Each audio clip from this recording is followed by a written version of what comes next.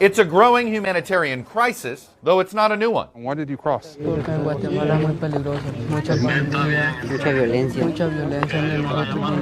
the Rio Grande Valley alone, Customs and Border Protection is detaining more than 500 unaccompanied children a day, with the facility at more than 5 times its capacity. How much of an increase have you noticed in the last couple of weeks? It's quite significant. More than 5,000 children under 18 are in Border Patrol custody.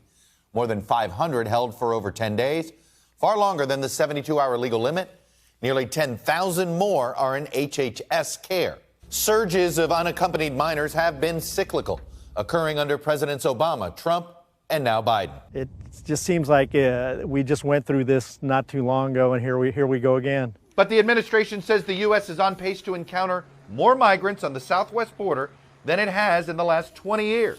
And is trying new, more aggressive messaging. Now is not the time to come to the border. Frankly, the message isn't don't come now, it's don't come in this way, ever. I can say quite clearly, don't come. That's after mixed messages on whether the president's approach may be motivating more migrants to come. The idea that a more humane policy would be in place may have driven people to make that decision. Republicans are seizing on what was Donald Trump's signature campaign issue.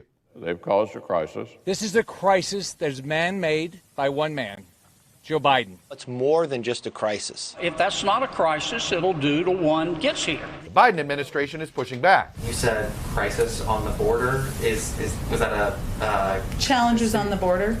A crisis is when a nation is willing to rip a 9-year-old child out of the hands of his or her parent and separate that family. Though President Biden ended the Trump administration's Remain in Mexico policy for asylum seekers, he has kept in place Title 42, a pandemic-era rule which allows the administration to expel migrants without due process for public health reasons. Of the more than 650,000 migrants encountered at the U.S.-Mexico border over the last year, fewer than 1% have been able to seek protection, according to the LA Times. Now, as Biden works to restore faith that government is competent, there's nothing, not a single thing we cannot do if we do it together. He has asked Mexican President López Obrador to do more to solve the problem.